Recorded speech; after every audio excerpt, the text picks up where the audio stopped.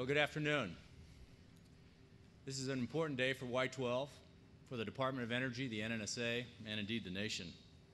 And I'd like to take a moment here and just congratulate all of you for the tremendous job that you've done in getting to this day and making this day a reality. I'd also like to acknowledge our distinguished guests, Congressman Zach Wamp, Congressman Lincoln Davis, Mayor Tom Bien. It's a great pleasure to be able to share the podium up here with all of you, because we know this facility and the work that goes on here at the Y-12 site wouldn't be possible without you. My job here in the next few moments is to introduce you to a man who, as the saying goes, needs no introduction. All of you know about his distinguished accomplishments as a scientist. You know all about his distinguished accomplishments as a laboratory director at Lawrence Berkeley Lab. You know about his award, the Nobel Prize in Physics. But Secretary Chu brings so much more than that to the Department of Energy. Under his leadership, the Department of Energy has made great strides in reforming the way we do business and moving forward with job-creating Recovery Act work here in places like Y-12 and Oak Ridge National Laboratory, and into increasing our nation's commitment to nuclear power. In a word, he has brought innovation to the Department of Energy. And as you know, to innovate means to make things new. And that is, in fact, what is happening at the department. Secretary Chu is making a new department that will act with a sense of urgency to address some of the most important and complex problems man has ever faced. These include the challenges of nuclear security, the advancement of science, and the innovation of energy. When President Obama nominated Secretary Chu, Dr. Chu, he said, "The future of our economy and national security is inextricably linked to one challenge, and that challenge is energy." Nobody understands this better than Secretary Chu. Secretary Chu is making a new department that is revitalizing the pursuit of scientific innovation and discovery, which in essence is at the core of everything we do. Working with the Secretary to shape the 2011 program and budget request, I saw firsthand how committed he was to ensuring our national security enterprise has the resources it needs to get the job done. This is evident in the event we are here to recognize today, and that is the continued transformation and innovation of the Y-12 site. And with that, it's my great privilege and honor to introduce to you our nation's energy innovator, our 12th Secretary of Energy, Dr. Stephen Chu. Thank you.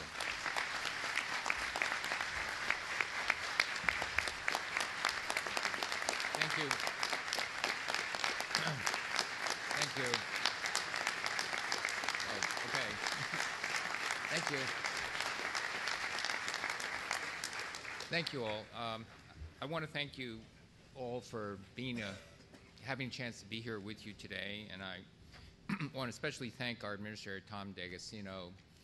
Don't believe everything in the introduction, but nevertheless, Tom's a trusted public servant who has earned the trust and respect of the National Nuclear Security Agency, the entire DOE, the Department of Defense, members of Congress, and everyone else he meets. And when I came on board, decided that with such a great track record, we were very happy that he agreed to continue in his role as Administrator of the NNSA. So thank you, Tom.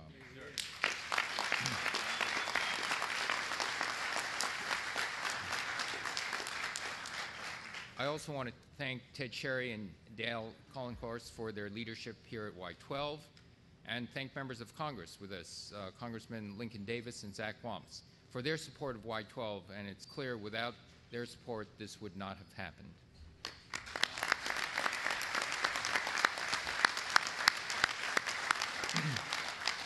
Now, being here today reminds me of some stories of E.O. Lawrence. E.O. Lawrence was the founder of the so-called RAD Lab, or Radiation Lab, which later became Lawrence Berkeley National Laboratory. I was there as a graduate student and as a postdoctoral fellow. Then I was made an assistant professor at UC Berkeley, and I was thinking I was going to continue my career at the lab as well. But I took immediate leave of absence, went to Bell Laboratories, and it took me, it was a little bit longer than I expected, 26 years instead of the 2 that were planned, but never mind. Now, Lawrence was the inventor of the cyclotron. and he became the University of California's youngest full professor at the age of 29, and its first Nobel laureate at the age of 39. He also went on to assemble a team of extraordinary scientists who went on to get their own Nobel Prizes. 6 of them went on to get Nobel Prizes of the team he assembled. These included Glenn Seaborg and Ed McMillan, who discovered a dozen new elements, they and their team, including ones named after America, California, Berkeley, Lawrence, and later, when Seaborg died, Seaborg. And now, during World War II, he came to Y-12, where the new calutrons that he invented were being installed. And so you may not know this, but calutron is a made-up word. It's a combination of combining California University and Tron. And so the calutrons were used. You didn't know this. Cal-U-tron. Anyway, he was very dedicated to UC Berkeley. And as you all know, that the calutron was used to enrich a lot of the uranium that was used in the Hiroshima bomb. Now, in the early days of this project, the things were just being installed. He apparently came in and would visit the site, and late one night he comes into Y-12's building, 9731. Is 9731 still standing? Yes. Okay. And he looked around and said, "Is this the best that we'll do?" So according to Chris Keim, who was a Y-12 pioneer, he sat down on the controls, started adjusting the voltage and temperature to squeeze out more uranium production. He, quote, he increased the production tremendously. At the same time, a lot of fireworks were going on inside the chamber. Things settled down. He got up from his seat and said, "See, we want to get all we can out of the production, and this is the way to do it." And they walked out of the building. Then Keim reports, in about 5 minutes, everything literally blew up inside the tank. The insulators were destroyed. Everything went bad, but he proved the point. We're taking it easy on ourselves because we knew if we increased the production too much, the experiment would break down. His idea, and he was right, is to continue to try to get the maximum production. So we changed our whole attitude after that, Keim writes. He urged the operators to do everything they could do to keep production as high as possible. Well, for those of you who know me, I'm a pretty hands-on person, and I love to put my knobs on scientific apparatus, but times are different, and my staff does not want me to blow things up. So, but nevertheless, like Lawrence, I come here today to reaffirm the urgency that guided Y-12's work then and what guides us today. Your work matters deeply to the safety and security of our country, and we must ensure that you have the tools, like the highly enriched uranium materials facility, to do your jobs. In Prague last April, President Obama laid out an ambitious agenda for addressing nuclear threats. He called for taking concrete steps toward a world without nuclear weapons, while maintaining the safety, security, and effectiveness of our arsenal as long as we need it. He pledged that we will work to strengthen the Nuclear Non-Proliferation Treaty and to do everything in our power to prevent the spread of nuclear weapons to terrorists and to nation-states who don't already possess them. Since that speech, it's been a year of steady progress.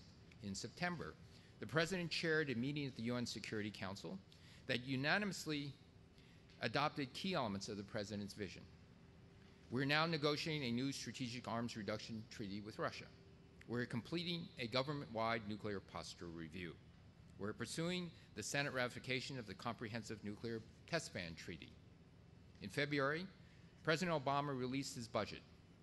Despite significant cuts in discretionary domestic spending, his budget called for a 13% increase for the NNSA, including $5 billion over 5 years to recapitalize our nuclear security enterprise. We have to reverse the decline of our nuclear security infrastructure needed to implement his 21st century nuclear vision. Next month, the President hosts a nuclear security summit that will bring together the leaders of more than 45 countries. The goal is to understand the threat of nuclear terrorism and to agree to effective measures to secure nuclear material, prevent nuclear smuggling and terrorism. Today, we mark another milestone in this remarkable year. This highly enriched uranium materials facility is essential for achieving the President's nuclear security vision. As we reduce our nuclear stockpile and improve the security of nuclear material, we now have a modern facility capable of safely storing HEU until it can be down-blended. The HEUMF will consolidate HEU from locations across Y-12 and demonstrates our commitment to lead the world by example by improving the security of our own nuclear material. I want to thank personally everyone who has worked so hard to complete this facility and who are accelerating the transfer of our highly enriched uranium. This facility also supports our broader energy security strategy. President Obama recently offered a conditional loan guarantee for what will be the first nuclear plant to break ground in America in nearly 3 decades. 10% of the electricity we produce today comes from uranium removed from Russian nuclear weapons. Right here, the Tennessee Valley Authority is generating power from HEU converted at Y-12. This facility will help ensure that we can continue this true swords to plowshares program. This facility is just one of many vital missions here at Y-12. The expertise of the National Uranium Center of Excellence will expand our knowledge of uranium and of handling safely and transporting safely that material. Every day, this proud union workforce puts great science and great ideas into action. And I want to say a particular word of thanks to the brave Americans who traveled the world to keep nuclear material out of dangerous hands. With the success of this facility, we're ready for the next challenge. It's time to build a new uranium processing facility. The President's budget request includes funds to complete the design of this vital asset. The highly enriched uranium materials facility is a powerful glimpse at the future of Y-12 and the Department of Energy itself. It's a symbol of the modern national nuclear security enterprise, and we're going to build in years ahead with that same spirit of fierce urgency that E.O. Lawrence instilled in Y-12 many years ago. Thank you for all your outstanding work on this facility and everything else you do to keep the American people safe. Thank you.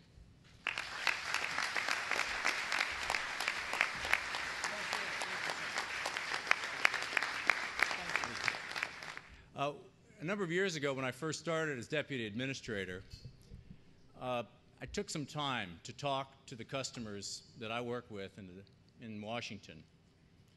Folks in the Defense Department, all through the Defense Department, had a chance to get on Capitol Hill, talk to some of the people in the NSC. And I was particularly struck by how we were viewed by our customer a few years ago. We had a reputation of being well-intentioned, but technically challenged, wanting to do the right thing, but never quite being able to deliver our products on the time frame and scale that we had said we would deliver them on. And that's not a great reputation. Since that time, 4 or 5 years ago, we decided we wanted to change that. Not just me, but all of you as well, because you're part of us. You're part of the NNSA. We weren't satisfied with that reputation. And in response to this reputation, we undertook a multi-year effort to improve our reputation and define our future. And we adopted this phrase that many of you have heard about, or at least I hope all of you have heard about it, but our approach for getting work done in defense programs. And that phrase was getting the job done. Getting the job done means delivering on our commitments on time and on schedule every time. Getting the job done means that organizations throughout the NNSA, whether they're labs or production sites, are not judged on what they accomplish separately, but on what we accomplish together. Getting the job done means delivering the products and capabilities required to keep our nation safe and the world safe. In fact, that is what we've done here at Y-12. You are getting the job done, and I thank you for that tremendously. I've been fortunate to serve in the NNSA for many years, and I'm really honored to serve as your administrator for this period in time. And I consider this a very important point in the history of this organization. This month marks the 10th anniversary of the NNSA, and I believe the accomplishments here we are celebrating today provides the proof that we are turning the corner and transforming the Y-12 site, and that we're doing so with a clarity of mission and purpose. As you know, the President's FY 2011 program and budget request includes the largest increase ever in getting our programs turned around. This reflects the emerging bipartisan support we have in Congress and in Washington, that now is the time to recapitalize an aging and outdated and expensive nuclear security infrastructure so it can meet the ever more complex and changing national security requirements that we're facing now and will face even more so in the 21st century. The work you do here at Y-12 is critical to our nation's security and critical to the future of our enterprise. From managing the enduring nuclear stockpile to dismantling retired weapon systems to supporting the President's nuclear nonproliferation agenda to providing the U.S. Navy with sound, safe, and reliable nuclear propulsion, the HEUMF supports all of these missions. But more importantly, the HEUMF is a powerful reminder of what is possible for the future of your enterprise. As Vice President Biden said in a recent speech, some of the facilities we use to handle uranium and plutonium date back to the days when the world's great powers were led by Truman, Churchill, and Stalin. The facilities that used to store highly enriched uranium fall under that category, but not anymore. We have a new, modern, state-of-the-art facility in front of us. HEUMF provides a clear example, and I'll call it the poster child of what we're trying to accomplish all across the enterprise as we work to transform that old Cold War nuclear weapons complex into a 21st century nuclear security enterprise. We must invest in the tools and capabilities required to effectively manage the stockpile and support that full range of nuclear security missions. As you know, the administration is putting the final touches on the nuclear posture review. And some of that early analysis from the posture review concluded that maintaining the safety, security, and effectiveness of our enduring deterrent requires investments to strengthen an aging physical infrastructure and sustain the depleting technical human capital. That includes ensuring our nation has the modern uranium processing facility here at Y-12. The President's budget request includes specific funds, as you've heard, to continue the design effort and to move ourselves towards the construction of this facility, because the President understood that investing now in modern, sustainable nuclear enterprise is the right thing to do. Now we need to get the job done on the uranium processing facility. That means doing everything we can to improve the way we do business.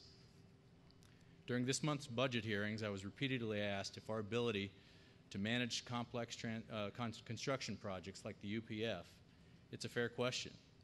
If we expect Congress to trust us with increased resources during challenging economic times, we must renew our commitment to become effective stewards of taxpayer dollars.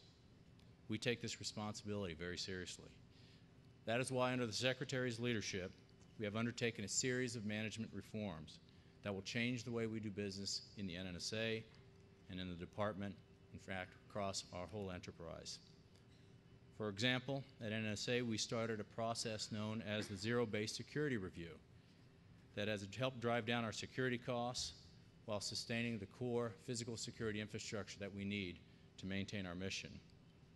We've also established a supply chain management center that has already saved taxpayers over $130 million by pooling purchasing power across our sites and adopting modern procurement tools. My point in raising these matters is that we will not operate on a business-as-usual basis. We're going to be making continuous improvements to assure that taxpayers that we are good stewards of their money. But we need to do more, and we need to do it much better. That is why the Department recently issued a new construction policy, our project management policy, that will significantly improve the way we manage large projects, or any project, but particularly one like the UPF. First, we're going to improve our cost estimates by spending more time up front figuring out exactly what we want before we ask Congress to fund construction. Enduring greater design maturity will help us ensure that we stick to our project baselines. Next, we'll make sure that we have the right people managing these projects by ensuring that we have fully qualified federal project directors at every single level. Also, instead of having independent cost estimates done only at performance baselines, we're going to do it at the end of each critical design stage in order to have somebody outside of the organization validate the numbers that we provide within the NNSA. Taken together, these steps will help us get the Department and the NNSA off the General Accountability Office high-risk list, dramatically improving our construction project execution and making it easier to maintain support for critical priorities like the UPF. And that brings me back to you and why we're here today. HEUMF is an important example of our vision for the future of the nuclear security enterprise. Our mission is as important today as it has ever been. We're seeing that in this year's program and budget, we're seeing it in the Department's commitment to leveraging the nation's investment in the enterprise to identify new tools to tackle the nation's broader challenges. And we're seeing it in the renewed focus to innovation on science and technology. We can't fulfill any of these missions without great work that each and every one of you do in defense of our country. With the HEUMF and the upcoming UPF, you'll have the 21st century nuclear security enterprise to tackle 21st century nuclear security mission work in nuclear nonproliferation, nuclear counterterrorism, naval nuclear propulsion, and nuclear forensics. All of these require this facility, and all of these things require you, and I'm grateful to be here with you to celebrate this occasion. Like many of you, I have a special draw to our nation's security, not just because of my current position, but also because of my 20-plus years in serving on active duty and in the reserves in the United States Navy. There's a tradition in the Navy that goes back to World War I. When a ship or command does a particularly good job, the commanding officer hoists two signal flags up the yardarm. One flag represents the letter B, the other flag represents the letter Z. For the past 90 years, BZ, or Bravo Zulu as we say in the Navy, signifies exceptional work. And commanding officers, when they convey a job well done, typically end their messages with this phrase. As administrator for the NNSA and your commanding officer, I thank you for getting the job done here at Y-12, Bravo Zulu. Well done. Well done. Thank you.